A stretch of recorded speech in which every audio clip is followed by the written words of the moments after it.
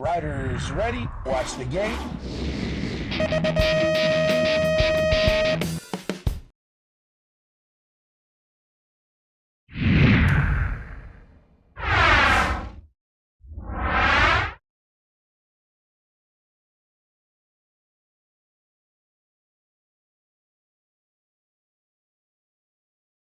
Welcome to stop number 5 of the UCI BMX Supercross World Cup. We're here at the finals at Sarasota, Florida.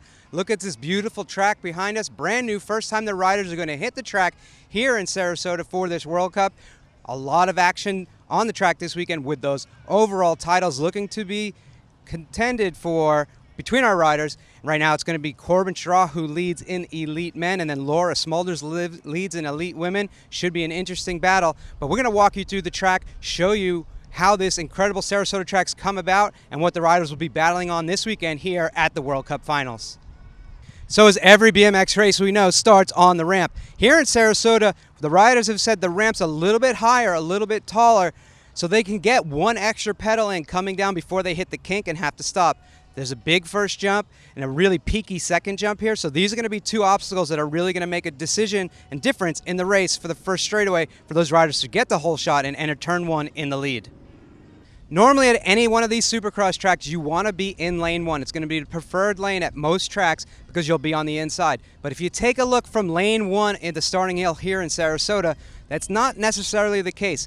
As you pan down through this track, you'll see lane 1 actually would put you right in the middle of the infield. So lane 1's still going to have to get a whole shot and cut over, even more aggressive, where lane 2, if he just comes out side by side, could stay straight and not let lane 1 come over. It's going to be interesting to see what the top riders pick once they get the top gate choice when we get into racing later on tomorrow.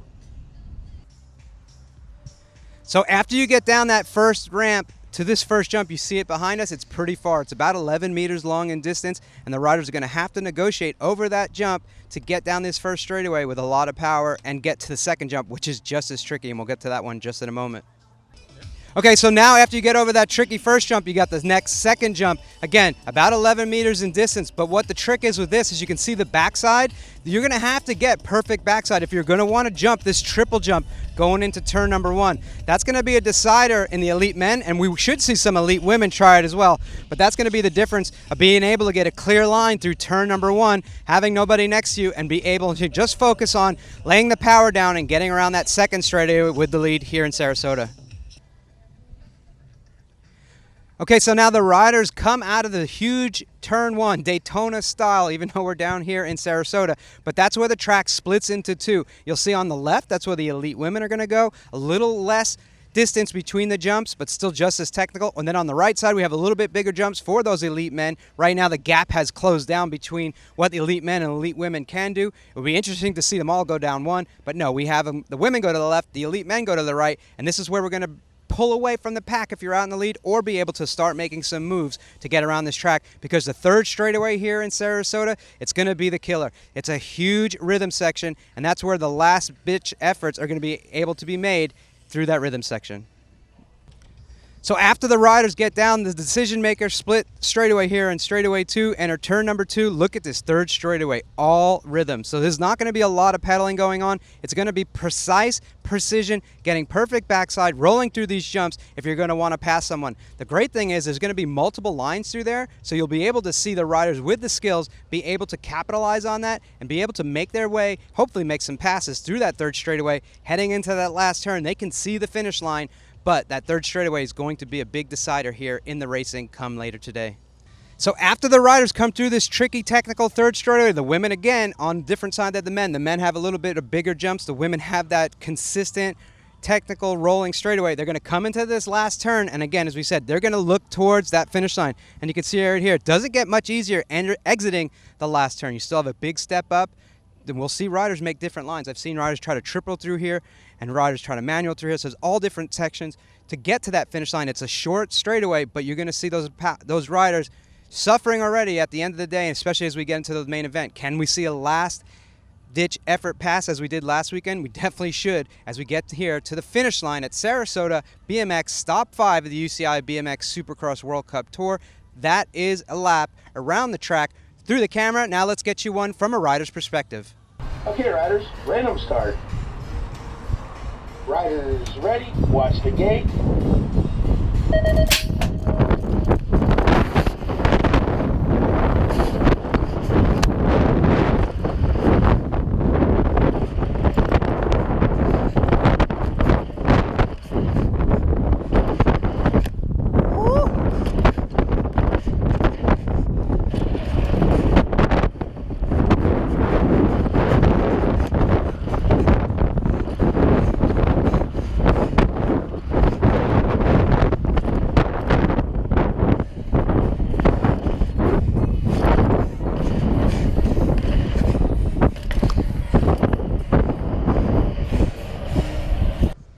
So the 2016 season has given us a lot of ups and downs on the Supercross Tour, but both this year we've had two riders to take 2 wins in each the Elite Men's and the Elite Women's class. Laura Smulders in Elite Women, Corbin Sherraw in Elite Men. But coming into the finals, there's still a possibility of those riders not being able to take the overall titles. We'll give you a breakdown of how those points work out right now. So in Elite Women, Laura Smulders holds a pretty significant lead over Simone Christensen. With Caroline Buchanan not being here, she's technically still eligible to get in those overall rankings, but Simone Christensen just basically needs to make it out of the motos to pass Caroline. And then for Simone to pass Laura overall, she would have to get 3rd in the main event. Laura would have to basically get disqualified in the motos. So all Laura Smulders has to do is make her way through today's motos, and then she will be crowned the champion. Brooke Crane still has a chance to overtake 3rd as well, so it's going to be a good battle between Smulders, Christian, Crane, with Buchanan not being in attendance.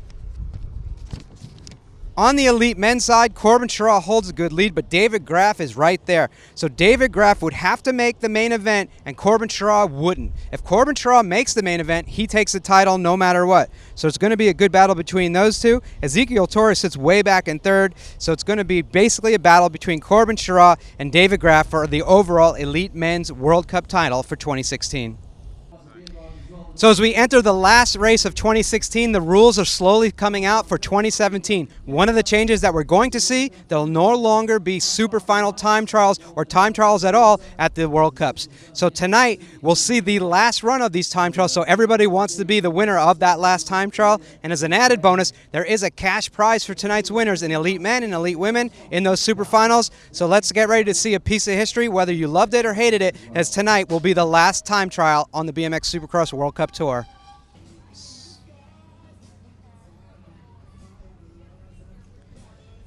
Coming to a Supercross race, it's not only about the race action, it's about the VIP and spectator zone. A lot of fun things to do at these races. If you have a chance, come out and check one out in person. It's a lot of fun on the UCI BMX Supercross World Cup Tour. Yo. All right, so here we are. We're getting ready for practice here today. Yesterday was canceled, but now we're sitting here with our overall points leader, Corbin Sherraw. Corbin, coming in today, yesterday a little bit different of a plan, but how are you going to approach today's racing, because you're just going to be doing those time trials and practice? Yeah, it's going to be the same plan. I mean, yesterday was just going to be a day to get out there, kind of get the body warmed up instead of sitting around like we had been since last time we rode here on Tuesday. And basically the same plan. We're going to come out here, get the body warmed up, and just execute the track how we used to, get comfortable, get some of your lines ready, and just get comfortable out there on the track and get ready for that time trial tonight. So talk about the importance of this first straightaway. We were up there looking at the hill, and we noticed, at least in our amateur eye vision, that Lane 1 might not be the premier gate to have. So what are your thoughts on if you looked at it from Lane 1? Yeah, you definitely see that the straight kind of takes a little bit of a turn once you get towards the turn 1. And yeah, definitely I don't think Lane 1 is going to have much of an advantage here. It almost is going to be at a little bit of a disadvantage. So think about middle to outside is going to be where you want to be. And like any BMX race, I think it could be one from any gate. If you're pulling, you're pulling. And then that third straightaway, a lot of different lines, I think, on the women's side. On the men's side, is it pretty straightforward, or how are you going to be able to attack that one, and if you need, make any passes? No, I think there's 2 or 3 different lines through there. I seen when we were riding here on Tuesday. There's a pretty stock one with a pull in and then just 2-2-2 through the whole thing, and then there's a manual in, and then you can 2-2 all the way through and pretty much roll down the last like camelback that goes into the corner. And there's also a triple line in there that I think some guys are going to pull out instead of having to do 2s out of the end where it gets pretty tight. So there's a lot of options, and I think there's definitely going to be a lot of passing. And so last question, tonight's the last super final time trial. Love it or hate it, I don't know what you would do, but do you have any thoughts about them getting rid of it, or how you're going to go and battle tonight for that time trial to get your gate pick, best gate selection for racing tomorrow? Yeah, a little bittersweet about the time trial. I don't know. I'm not a fan of either or. I mean, I'll go out there and race or do the time trial. I mean, it's what you got to do. It's how they set the race up, and however it's presented to you, you kind of got to go out there and attack it, and you can't really love or hate anything. And I've always been a decent fan of the time trial. I've never really been the best guy at the time trial, but always been able to usually get in like the top 10 or have a decent run to get a good lane choice. And that's kind of always been the goal for me. Goal was like get top 8 and try to get a first lane choice out of it, and pretty much what I'm going to do tonight. All right, well, we look forward for you to see you on track tonight as well as tomorrow going for your first overall UCI BMX World Cup title. Thank you. All right, so we're at stop number 5 at Sarasota, Florida. And look who we've run into, the mastermind behind stop 5 here in Sarasota and the creator of this BMX track, Johan Lindstrom. Johan, talk us through the track here in Sarasota and how things came about to get the World Cup finals. Well, the cool thing with this track is this location is actually one of the oldest BMX tracks in the U.S. So the first track that was here was in 1974. Obviously, we revamped the whole track here a few months ago, and it just opened up, I would say, 8 weeks ago. So it's a brand new track. It's obviously a supercross track, but we also have the 5-meter ramp, so it's catered for the amateurs and the younger kids as well. Yeah, Sarasota, for me, I have a long history of racing, believe it or not. Sarasota's always been one of those incredible places. But the track here is so radical, so different. Just talk about what the track and what kind of racing we expect to see when the riders hit the Supercross track here in Sarasota for the first time.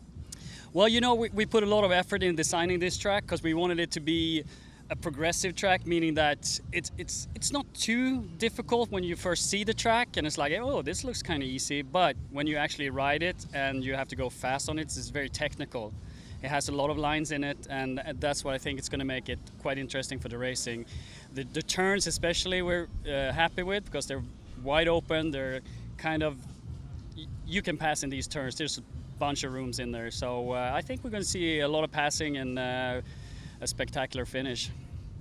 All right, so that's word from Johan here in Sarasota. Thanks so much for building such an awesome track for the World Cup Finals. All right, Pete. Thanks. Okay, so we're here with David Grath, second place in points. We're getting on with practice today. The heat and humidity are pretty high. How will that affect you, if it will at all, during today's super final time trial? I don't think it will affect us too much. The heat's nice, and we have some wind to cool us down too. We got used to it. We stay here for a week now, and it was hot all day or all week, and should be all right, at least for one lap. Okay, you got to ride the track a little bit more. I know you've practiced on it before, but how are you feeling out there today on the track? Yeah, it feels good. Like the wind is slowing you down a little bit on the first straight, which helps to get backside, and then it boosts you up on the second straight, so we can jump triple into the second turn, I guess, and it's going to be fun for time trials because there's so many different lines out there that are kind of the same speed. So we'll see whoever takes what line and what's the fastest at the end. And so, as we know, tonight's the last super final time trial. I think it's $500 or $1,000 for that win overall. What's going to be your strategy going into tonight's time trial? Yeah, my strategy for every time trial is just to make my perfect lap, and definitely want to win one. And if you want to win a time trial, you should win this one, because after that it's finished, and they put $1,000 on the line, so it's everybody's going for it. It's going to be fun today. All right, well, we're excited to watch you out there on the track. Yeah, thank you. Going to be throwing down hopefully a clean lap and not messing it up on the first jump already. Okay, we're here at the Supercross Finals in Sarasota with our elite women's points leader, Laura Smulders. Laura, you rode the track. How are you feeling out there this morning? It's a little hot, a little humid, but that's the conditions we have. Yeah, well, it's hot and humid, but the track is great, and I'm excited and I want to race. So we'll see today how the time trial goes, and then tomorrow the racing. Yeah, so as tonight we have our last time trial ever. Some people loved it, some people hated it. What are your feelings? And there's also some prize money up for that first place spot in the time trial. So what's going to be your strategy? Just come on through. What's going to be your strategy going through tonight? Sorry, I'll stop there. Okay. So yeah, tonight's the last super final time trial. Some people love it, some people hate it, but there is some prize money up. So what's going to be your strategy going through for tonight's super final time trial? Well, starting with the time trial, a few years back I hated it, but I started to love it more and more. So I'm kind of sad that it's gonna not gonna be here anymore. So well, I'm gonna give it my all tonight. Try and get a smooth lap as possible. So and set the fastest time, hopefully. And then when we go into racing tomorrow, we went and crunched the numbers. We always want to make these dramatic, events going at the finals. But basically, all you have to do is not get disqualified throughout those motos, and you clinch that overall title. How are you going to be able to do that? It's a lot of pressure. It's a lot of pressure. Yeah, it's really hard. Well, I'm still want to be in the final, so it's not enough for me to just not disqualify in the moto. So you'll see me trying my best, and I'll race for the title. And just thinking about that, I mean, it's been a long season, a lot of other events, especially with the Olympics, the World Championships, injuries and battling through stuff, but winning half of the races, and now that makes a comfortable lead. So reflecting, how good does that make you feel? Or, do you feel would you consider this a successful season for yourself, being able to get that overall title if it so happens? Well, it's an Olympic season, so it's full on, and everybody's fast starting the season. Few girls are missing out these last two rounds, but that's their choice. I still want to get that title, and it's a big thing to get, so I like it, and I'm gonna race as hard as possible and hopefully get that third win this year, so I can have 3 out of 5 wins on this season. And well, it's a consistent season so far, so hopefully I'll do another good weekend. And this, with this being the Supercross finals, is this your last race for the season? And if so, what's your plans moving forward to 2017? Well, yeah, this is my last race this season. After this, I'm gonna take some time off, have some holidays, and then we'll see what I'm gonna sit with my trainer and coach Martijn to see what the plan is for next year. But I definitely want to get that world title sometime. So that's the biggest goal next year. So I'll go for that. All right. Well, good luck with the racing this weekend. Thank you. Okay, fans, we're here at the Supercross Finals in Sarasota, Florida. One of the names, if you checked out the entry list, you might not have seen is Connor Fields, but he has a good reason. Whirlwind Tour the last month after getting Olympic gold in the BMX Supercross race. Connor, it's great to see you down here in Sarasota. How have you been since the Olympics? Oh, good to see you too, Pete. It's just been crazy. I mean, I've been home like 5 or 6 nights since the Olympics, and that's in like 6 weeks. I've been on 7 or 8 trips. I've been all over, doing all sorts of media. Team USA got to go visit the White House, meet the president, all sorts of stuff. So I've just been trying to enjoy it and, promote the sport as much as I can. And finally looking forward to getting back into riding and training again here in the next couple of weeks.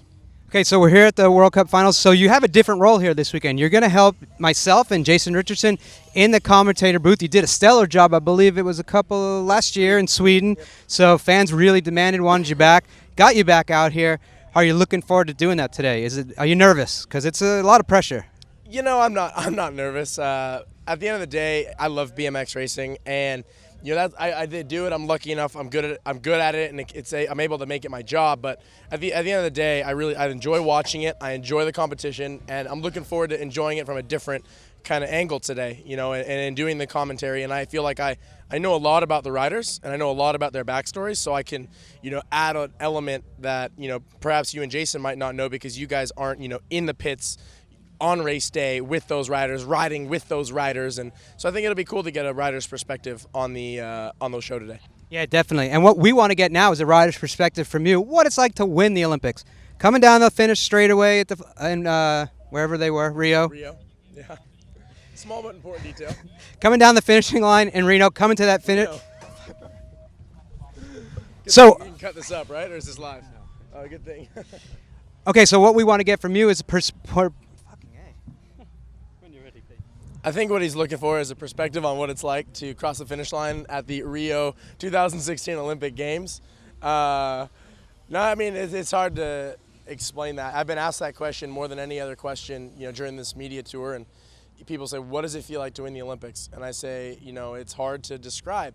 You'd have to go through my 17-year career, all the ups, all the downs, all the people that believed in me, all the people that didn't believe in me, all that kind of stuff, but ultimately it was just satisfaction, and it was just validation of all the years of hard work and sacrifice to come to that moment, and it was a really special thing to share with a lot of the people, including my family, that helped get me there. Wow, that was good. I think I could just retire now and hire Connor, but unfortunately, fans expect to see you back on track sometime soon. When can we see you back on a BMX track? I'm going to start riding again here in the next couple of weeks. I actually have to get surgery again in December. They're going to pull the metal out of my wrist that they put in there to hold everything together. But I'll be back on a full season next season, and I'm really looking forward to having the World Championships back in the United States next year. So that's a big one for me, and yeah, I'm just looking forward to getting back out there racing. Well, I know as myself as a fan, let alone with all the other fans, we're excited to see you here, excited to have you join in the booth. Thanks so much for coming to the Supercross World Cup Finals here in Sarasota. Yeah, no worries. We'll see you on the webcast. All right, I'm Pete Dylewski. I'm here with Dr. Jason Richardson. Pete. A long season on the Supercross Tour. But Jason, you and I have been going back and forth at all these races. We come into the finals. What's the highlight so far of the season for you to date? Just one highlight? Just one. Just one? Oh, man. One for the elite men, one for the elite women on the Supercross track. Wow. You're putting me on the spot. I would have to say the highlight, I would say last weekend. Last weekend in Rock Hill was great. To see Corbin, come back, make that pass in the last straight, right at the line for the win, to keep a commanding lead with his points, that was great. For the women, lots of highlights, but again, I would say I think we're going to see the highlight today or this weekend. How about that? All right, that's fair enough. So 2016, a different year because we had riders, really obviously focusing on the Olympics. Went to those first 3 stops of the Supercross. Last couple events a little bit soft, but still his title's up for grabs. And the elite men's side, we have Corbin Sherroy, who has a good lead right now, but David Graff's been coming up after him. What do you expect us to see going through those races when those guys get in the semifinals and main events? Well, David Graff is always looking for an advantage. If you look closely at his bike, his riding style, he's always doing things a little bit different. He's always thinking out of the box. I was watching practice earlier, and David Graff is actually pedaling through the transition. So when he gets to the bottom of the hill, a lot of guys are taking a pause, getting to the flat part, and then pedaling. He's pedaling right through it. And I think when it comes quarter and semi-time, it's 2 different styles. David Graff's aggressive. He's going to think out of the box. Corbin, he's kind of that calm, cool, collected cat. But I think we might see some moves, and we might see some wild styles from David Graff. We'll see. Hopefully they don't get too panicked. I think Corbin has a nice lead. He does have to make the main to kind of walk away with it. But again, anything can happen at BMX Supercross. On the elite women's side of things, Laura Smulders basically just has to not get disqualified, make it through the moto. She captures the title. But it's a good battle between second and third. In points. Caroline Buchanan's not here, so she's going to forfeit that. But if someone like Brooke Crane wants to make a move from third in points or to second in points, she's going to have to ride really well. And as yourself being an American with having the finals in the America, does that put any extra pressure on, say, someone like Brooke Crane? I don't know if it puts any pressure on Brooke Crane, but I do know that she actually surprised herself last week. I think she was the favorite to win. I think most people expected her to be going down that first straight in the main event to win. So I know she wants, at the very least, some redemption from last week. She's definitely the fastest female to not have won a Supercross yet. I think that's probably a little bit more pressure than being American. But I believe Brooke is going to be scratching at the surface for a win. Smulders, she's always good around the track, good around the second half of the track. So best case scenarios, we see Brooke Crane pop out of there with that strong first straight as she always does, and then Smulders will try to track her down. So it'll be a good race at the end of the weekend for sure. So it's going to be an interesting weekend. Jason's going to join myself, and then Connor Fields is going to be here as well. Might have Jason and Connor in there sometimes. We'll see. It'll be a good mix, but as the finals leading up to it, after tonight's Super Final time trials for the last time, we'll get right into racing action tomorrow. So tune in live to check it all with myself, Dr. J, Connor Fields. We'll see you tomorrow on BMX Live TV.